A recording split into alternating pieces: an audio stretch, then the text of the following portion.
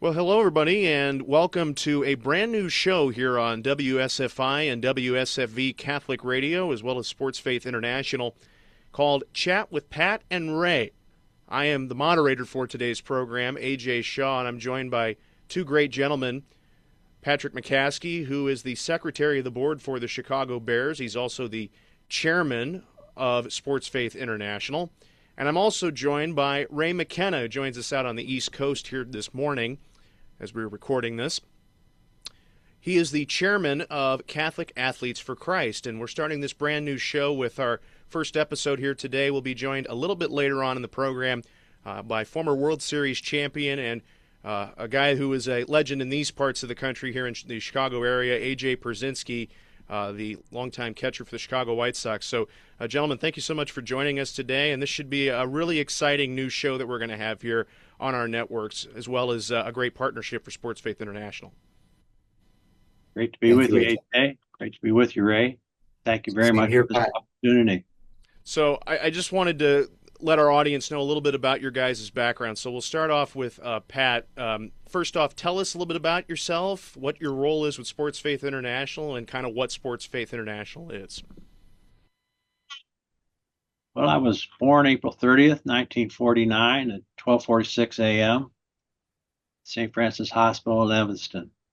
And since then, I become associated with Sports Faith International. Sports Faith recognizes people who are successful in sports while leading exemplary lives. We honor high school, college, and professional athletes, coaches, and teams with the Sports Faith Hall of Fame, or usually on Pentecost Vigil. You're also an author. You've written, I always get the number wrong, I think it's 12 books, correct? That's close. Close. I was an English major because I wanted to be a writer. Uh-huh. And now I'm the author of 13 books. 13 books. So I was off by one. I last time I think I talked to you back in December, I said 8. So I'm a little bit closer this time, so I'm getting close. Next time, hopefully, I'll get it right perfectly. Thank you, AJ. So 13 books, the chairman of Sports Faith International. We inducted 4 high schools in this year, Brother Rice, Fenwick, Andrian, and St. Francis High School. We also inducted 2 others. We inducted the University of Notre Dame football team, and we also inducted Pat Castle, who's the head of Life Runners. It was a great event we had back on the weekend of Pentecost Vigil, right? Yes, that's right. It came together very well. By shining light on those 6 recipients, we hope to encourage others to go therefore and do likewise. So you touched on a little bit, but what kind of goes into the whole induction process? What stands out about certain inductees of why they get put into the Sports Faith International Hall of Fame?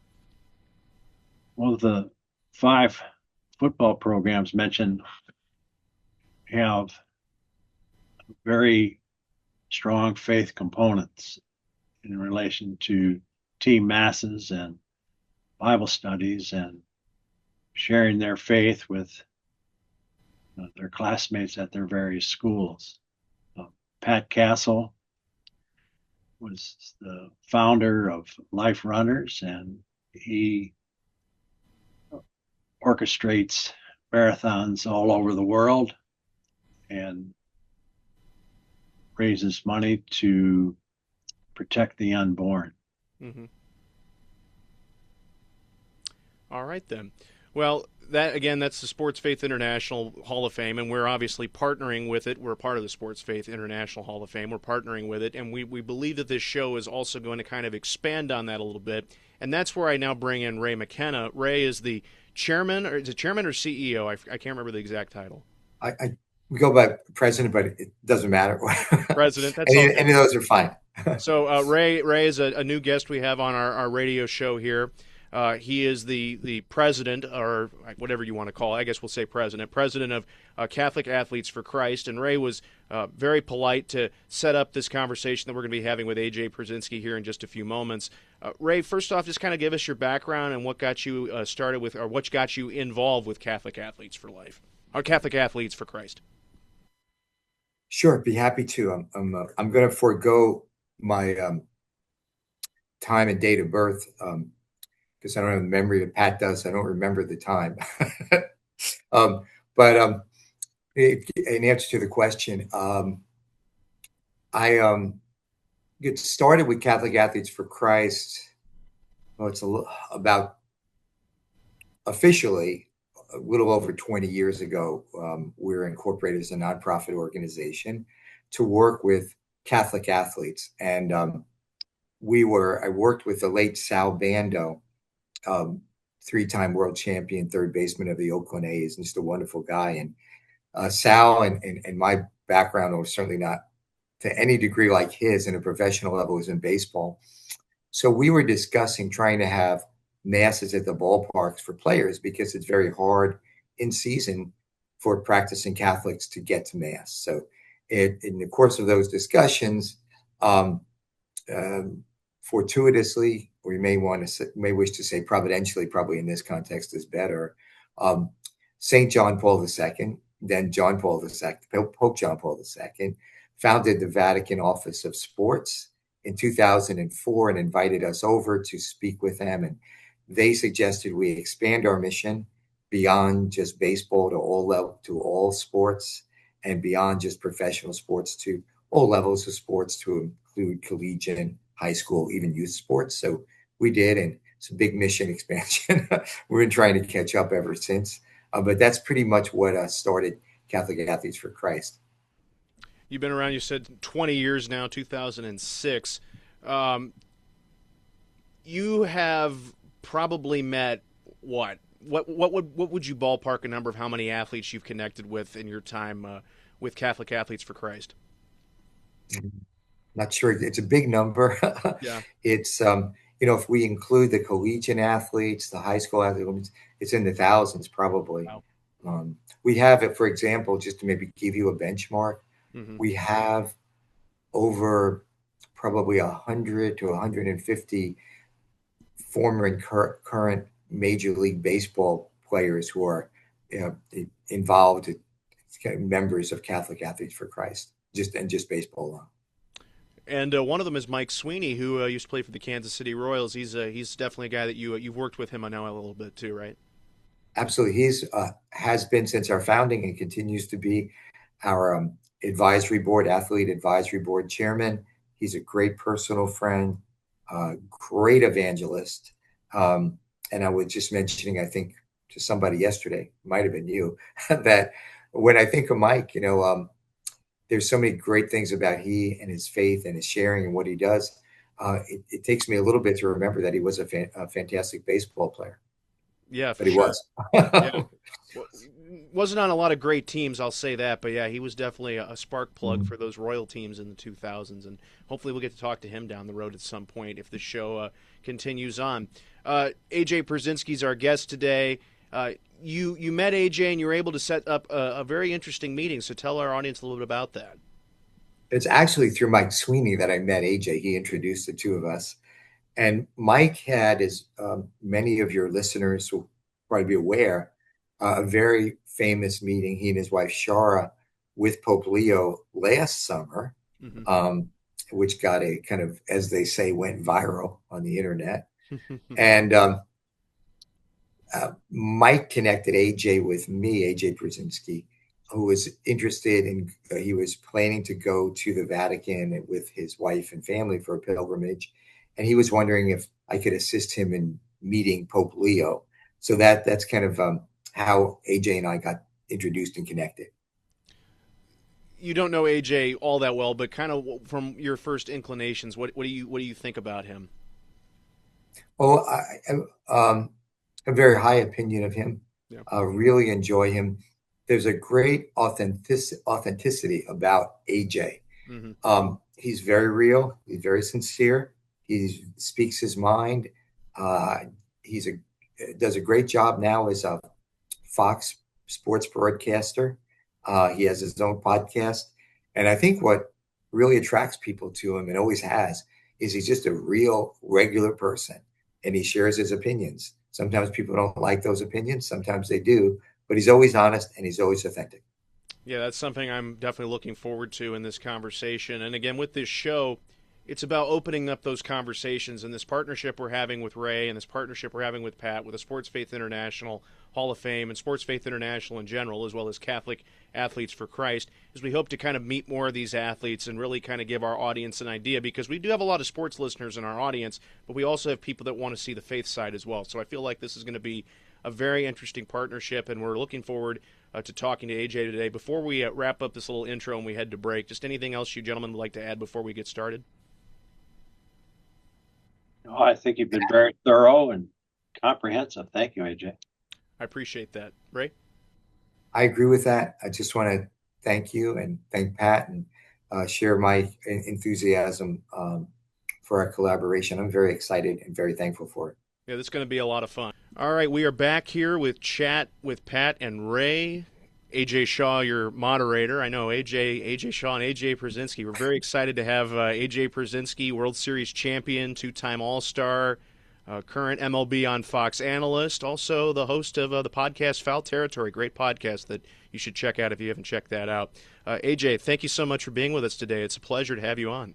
I'm honored to be on here with you guys. It's an awesome thing you guys are doing. And, you know, Ray and I, we don't go back that long, but we've been through some battles together. So I appreciate everything Ray has done for me, and I'm happy to talk to you guys.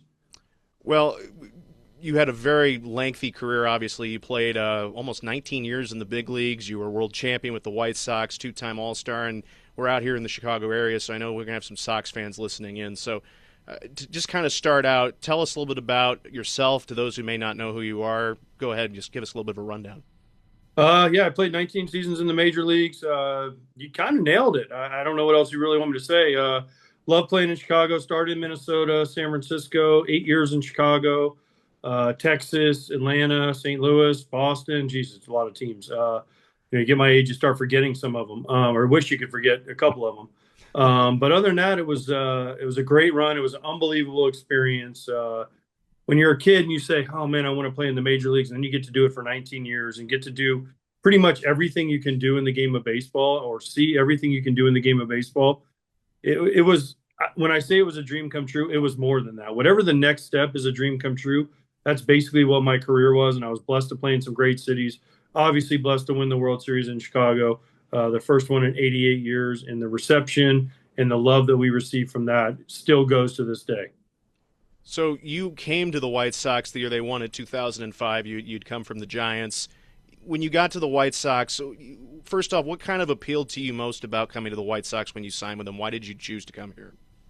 Well, the city was number one. I loved coming to Chicago, playing for the Twins. We got to come there 3 times a year, and then it was just always a trip you circled with your family. Mm-hmm. And then you go and they come to you and say, hey, we want to sign you after I was a free agent. And I said, well, let's look at the other teams. And you sit down, you go through the checklist, and honestly, it checked all the boxes. A chance to be with a good team, a chance to be with an organization I know that wants to win, in a great city, in a city that's easy to get to, living in Florida, easy to get in and out of. So it checked all the boxes. And listen, when I first went to the White Sox, I was brought up hating the White Sox. Being with the Twins, right? Minor leaguer with the Twins, big leaguer, first big league organization was the Twins for a long time.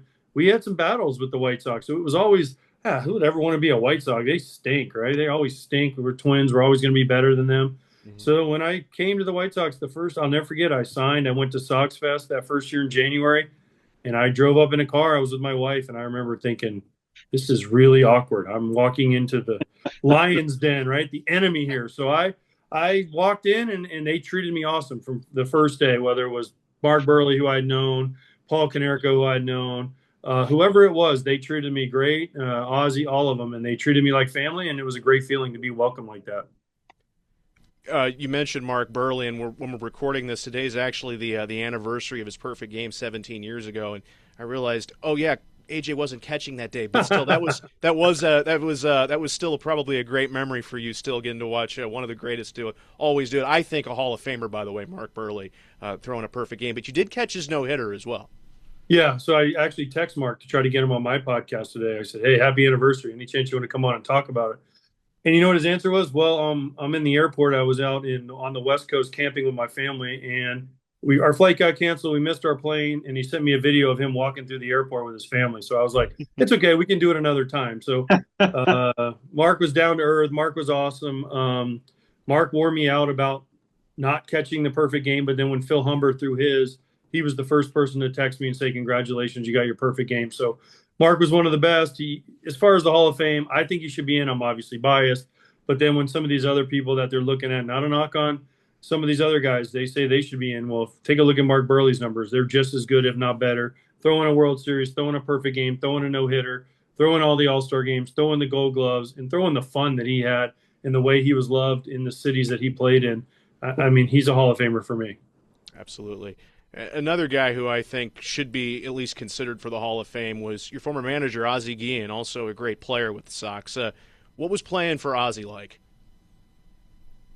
I can't really say the words that Ozzie would use on the show. So, listen, here's the thing about Ozzie. I love playing for Ozzie because Ozzie was no BS, right? Ozzie was straightforward, and that's why him and I still have a great relationship to this day. The thing about Ozzie was if you showed up and you play hard and you kept your mouth shut, and which I had a hard time doing, we would go back and forth, but we got over it, okay?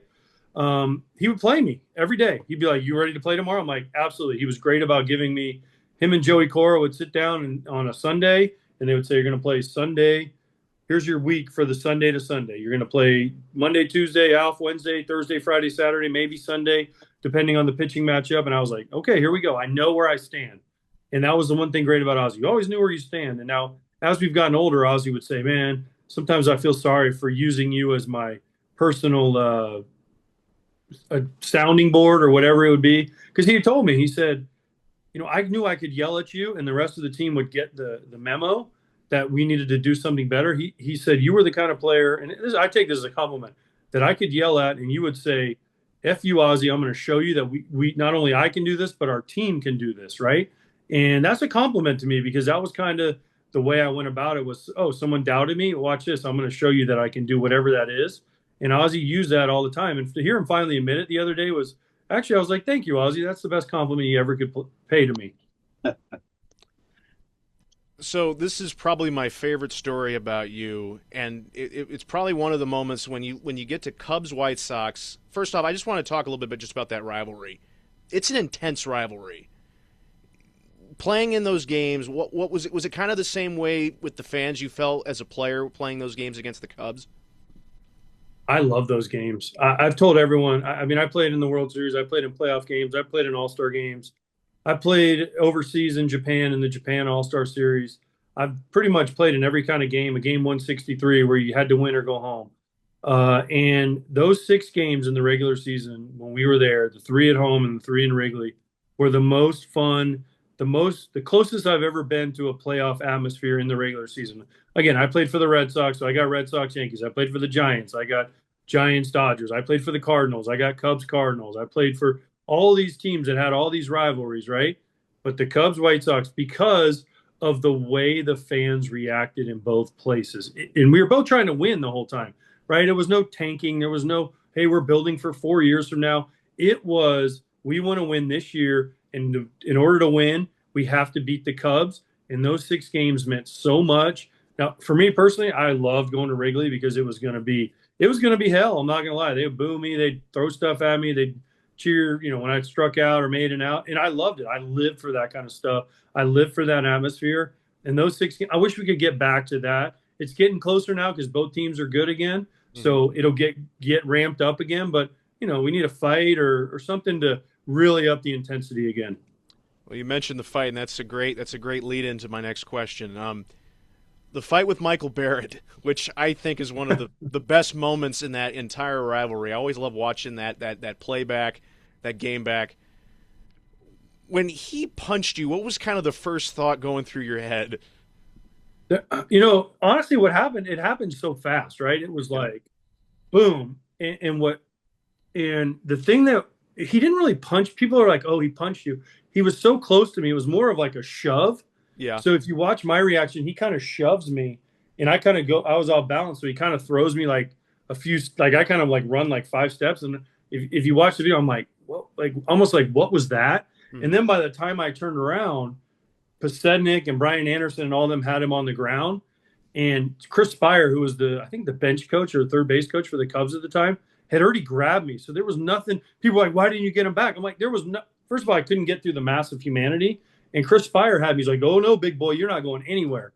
Right. So we kind of were, he had me in the bear hug and I was just stuck there and that was fine. But my teammates took care of it. It was more of because if you look at my face, I was like, what is he doing? What just happened? Right. It happened so fast. People bring that up all the time.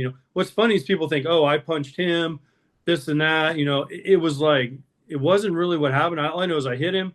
He went down. I went to get my helmet. He grabbed me. He kind of punched me, pushed me, whatever you want to call it. All hell broke loose. Poor John Mabry ended up in the hospital with broken ribs, I think. He ended up being my hitting coach in the Cardinals years later. So we got to joke about that. The nicest guy in the world, John Mabry, is the one who got hurt the most. I tried to call Michael during the game over to the Cubs clubhouse. He didn't want to talk to me.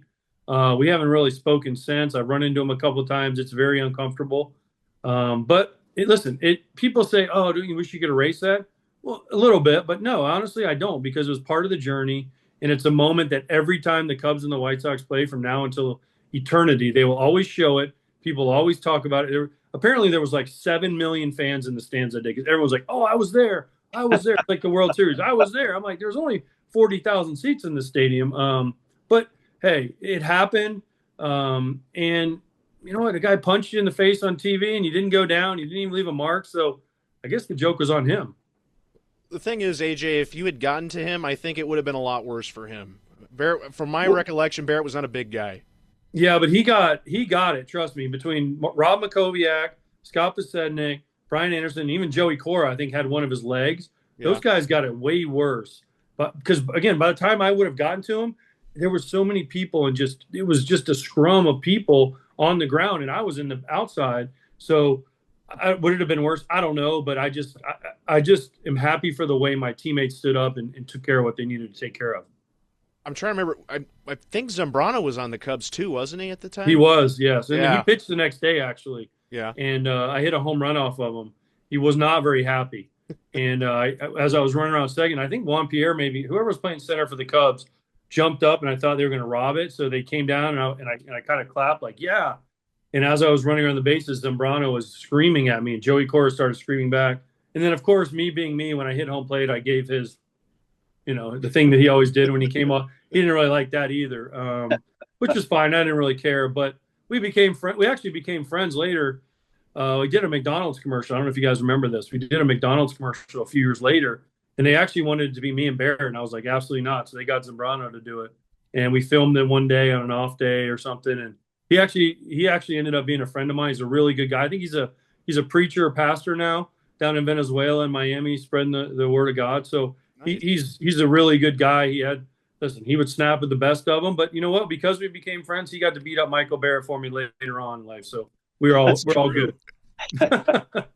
And speaking of that fight, just to finish that up, you did get your revenge on the Cubs later that year. You hit the home run off Dempster later that season at Wrigley, which was probably one of the more satisfying moments, I'm sure, for your career, right? Probably my favorite regular season home run. And poor Demp. I love Demp. I see Demp all the time. And every time if someone sees us together and they're in Chicago, they're like, oh, remember that home run? And I'm like, Demp, I'm sorry. I didn't want to bring it up, But, yeah, probably my favorite regular season home run, just because of all the circumstances surrounding it and everything that was happening. Was really cool to hit that home run in that situation. The Wrigley fans threw all the crap on the field, the garbage. And then I got a curtain call from the White Sox on the road, the White Sox fans. And just one of those moments as a person you never forget because of how much it meant, again, to the city and to the fans of the White Sox. Another play that I really loved about your career was the game, the 2005 ALCS. You're playing the Angels, the strikeout. I believe it was game. I think it was game 2. Game 2, yes. So you strike out. Everyone's thinking, okay, innings over. We're going extra innings. But you were the only guy on the field that knew that it was a drop third strike, or at least they say it was a drop third strike. It was. So the umpire said safe. Yeah, I forgot. It was it Eddings who was the umpire? Doug Eddings. Yes. Yeah. Yep. So, yeah, take us through that play a little bit for us.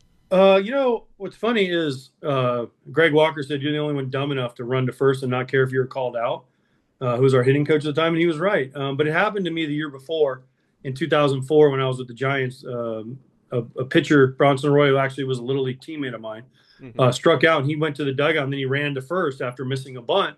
And I never tagged him because he went back to the dugout. I'm like, well, he's out, but he like ran to first. And so I was like, oh, as long as you don't go down the steps to the dugout, you can go and fool him as much as you want. So as soon as I swung and missed, I heard two noises. So it was, which means it hit the ground and then hit the glove.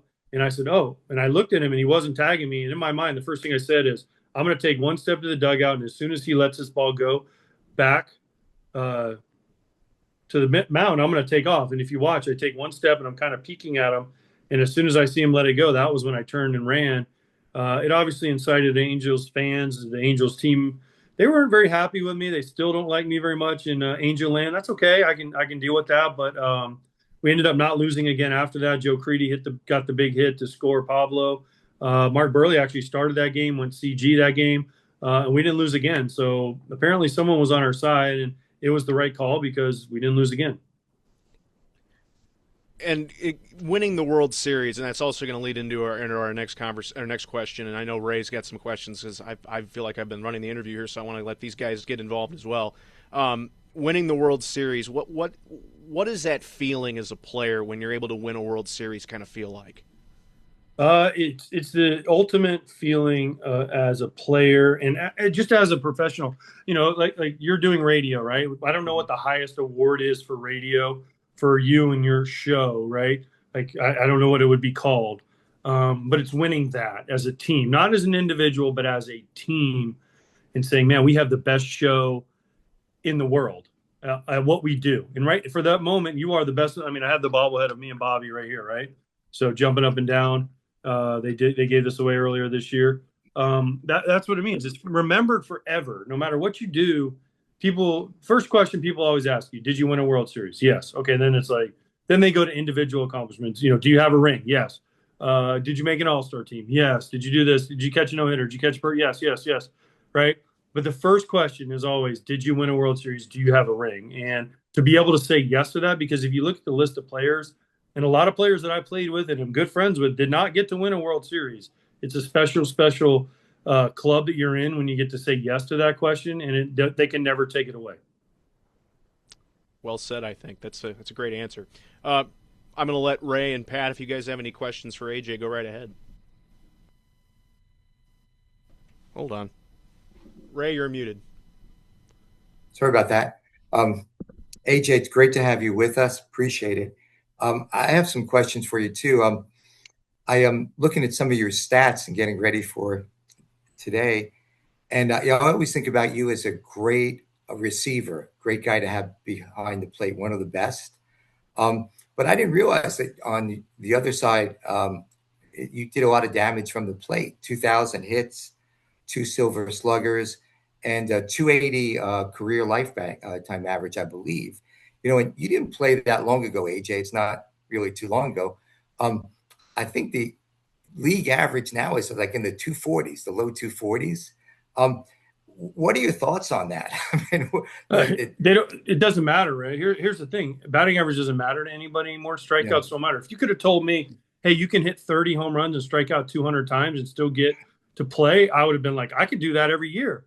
But I was taught coming up, you put the ball in play, you didn't strike out, you wanted to move the runners, you had to bunt, you had to be able to hit and run, and that was the way I was taught, and that's the game I love. The game is different now, and it's just played a different way. Everyone wants the homer, and that's fine, but that's just not the way I was brought up. Batting average still mattered.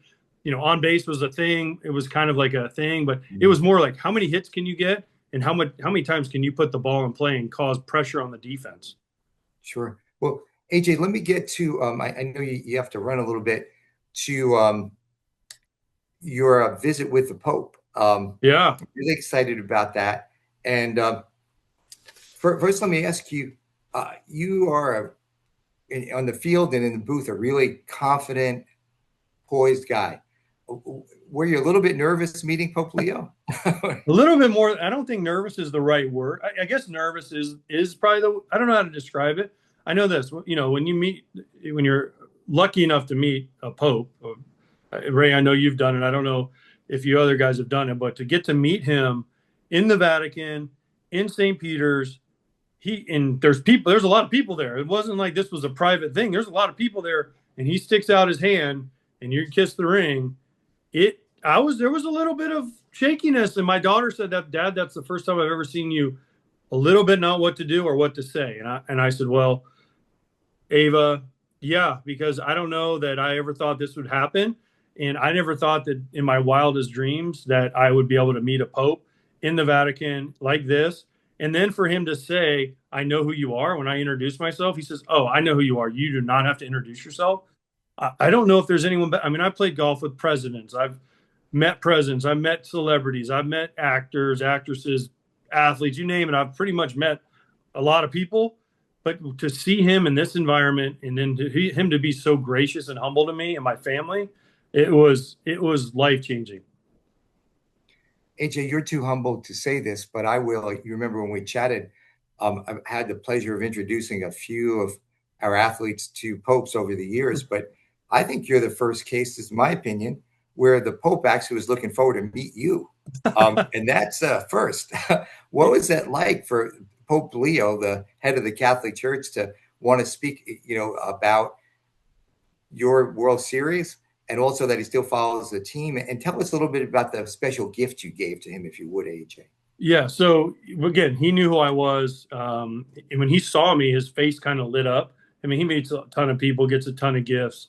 So to see his face light up and to give him that honor. So what I did is, if you remember, Fox showed him randomly in Game 1 of the 2005 World Series. Now, they didn't know who he was. Nobody knew who he was at the time. But it was the last out. They showed him in the the top of the ninth, 2 outs. Adam Everett up. He struck out. Well, I had the ball from that strikeout. And I remember seeing the clip a million times. Oh, look, Pope Leo was at Game 1, this and that. And I happened to have it it was sitting on my wall. It was right there, literally. I mean, like, kind of right there. See the empty space? See the empty space right about, hold on. I do. Right underneath those other balls. It was right there. So it was just sitting there. And I was like, oh. And then when Ray, you said, hey, this is going to happen, I was like, man, what can I give him? What can I give a Pope that has everything and the ability to have everything? And that was the first thing that popped in my mind. So I ran with it, took it to him, and he lit up. Again, I said, this is the ball, the last out from the game you won. You were at 2005 when they showed you on TV. This is the batter. This is it. And he just looked at me and smiled and said, I was at Game 2 too. No one knows, though. They didn't show me. So he was actually at Game 2. And I was like, oh, well, I don't have a ball from Game 2 because the last one went into the stands from Scott Pisednik. So he was ecstatic. It was unbelievable to see that, because, he gets a million gifts. So he just hands them to the person next to him. And I don't know where they go, if they go in a closet, if they go in if they go in wherever they go. But this one, the ball, he literally said something in Italian to the guy who was taking him, and it went in a different bag. It was the only thing that went in a separate bag than everything else. So I was like, okay, that was the right choice. Do you have time for one last question, AJ? Absolutely. I just have to go live in about 5 minutes, so we're fine. Okay, we'll try to be quick. But one of the minority owners of the White Sox has invited Pope Leo to come throw out the first pitch, and I think they call it Rate Field now. Yes. What are your thoughts on that? Well, if he does it, I want to catch it. So I'm requesting right now. That would be great. I'll fly up there on my own dime and catch it. So, that would be unbelievable. I think they're having a Pope night coming up. I don't know where Pope Leo is, but yeah, that would be pretty awesome. If they can make that happen, it would, because the White Sox are obviously all in on the Pope and him being a White Sox fan. Imagine if you could get him to come throw out the first pitch, do a mass maybe before, maybe after the game. How many people would be there? How many people would stay? And how good it would be to spread the word. Absolutely. That would be awesome. Pat, do you have any questions or thoughts you want to invite him over to a Bears game too? It sounds like you could play football very well, AJ. Hey, well, Mr. McCaskey, I just want you to know I was at the Green Bay game in the playoffs. I think I still have frostbite on my ears, so from the snow before the game. Thank you very much for being there. It was a great game. I wonder, do you have a confirmation name? It was Anthony. It was St. Anthony because that's my real name. So that's what I went with. And so that was it. I have the certificate. I have to pull it up on my phone, but my mom kept it. She has it. My mom is practicing Catholic. She goes to church 3 or 4 times a week. So she still has it. She actually sent me the picture on my Instagram of me in my first communion when I had a suit on like Ray. Oh, wonderful. And who were your godparents? One is named Susie Story. It was Susie Wilson. And honestly, my uncle Jimmy, I believe, is my godfather. You know what? I gotta check on that. I know my godmother, but my uncle Jimmy, I believe, but he was around, so he was never called my godfather. He was just kind of my uncle. So I think it was him. And I know Susie Story is Susie Wilson, who was my mom's best friend, is my godmother. Okay. And how do you like to celebrate your birthday? Well, I'm usually traveling somewhere. How do I like to celebrate? I travel. My birthday is December 30th, so I've been all over the world on my birthday. It's the time when my kids are home, so we usually take a big trip. Last year we were in Africa for my birthday. The year before we were in Thailand, I think. So we've kind of been all over the place. Well, thank you. We want to be respectful of your time, and we're very grateful for you to being on the show today. Absolutely. This was fantastic, AJ. Thank you for taking the time to be with us. We truly appreciate it. Anytime. And by the way, bear down. Bear down. Really quickly before you run, AJ, tell us a little bit, just really quickly about your podcast, Foul Territory. Foul Territory is a daily baseball show, Monday to Friday. It's on YouTube. It's actually on Marquee when the Cubs don't have a game. So we're on Marquee today. It's just talking baseball. It's former players. We sit down, we talk 2 hours about the night before, whatever's happened in the sport, whatever we think is fun or funny or whatever needs to be talked about. We talk about it, discuss it, and go from there. Excellent. Yeah, I listen every day. So thank you so much for joining us, and I'll be listening to this new episode today. Thank you so much, AJ. We really appreciate you coming on. No problem, guys. Thank you, guys. And again, Ray, I can't thank you enough. So thank you, guys. I'm so glad it worked out, AJ. So glad. Thank you, AJ. Thank you. Thank you, Ray. Thank you, AJ Shaw. Yeah, thank you so much, gentlemen. And Pat, before we wrap up, do you want to finish this off with a prayer? Yes, it's a Bear's prayer. Sure. Bitterness is spiritual cancer. Forgiveness is spiritual rapture. Weather is a reminder that God is the boss. The Spirit strengthens us even after a loss. Jesus Christ is the man. Salvation is the plan. When we dance God's dance, He gives us another chance. God's work is efficient. His food is sufficient. Here's a part of my prayers. Bear down, Chicago Bears. Nice. And keep them in Illinois, Pat. There'll be a stadium without borders. Perfect. Thank you, guys. I got to go. My producer. Take care, AJ. Have a great day. Thank you so much, AJ. Appreciate it. Don't hesitate to reach out, please. Have a Hall of Fame day. Thank you, guys. Bye-bye. All right, that was AJ Pierzynski, White Sox catcher, longtime White Sox catcher, World Series champion. And Ray, thank you again for setting this up, and Pat for being with us today. It was a great conversation, and we hope to continue this show going on. Before we wrap up, anything else you guys would like to add? Oh, just great to be with all of you. Thank you very much for the opportunity. Same here on my end. Thank you all. All right. Well, we appreciate everybody listening. And again, thank you so much to AJ Pierzynski. That was a great conversation. And, of course, thanks to Ray with Catholic Athletes for Christ and Pat McCaskey with Sports Faith International. You've been listening to Chat with Pat and Ray on WSFI and WSFV Catholic Radio.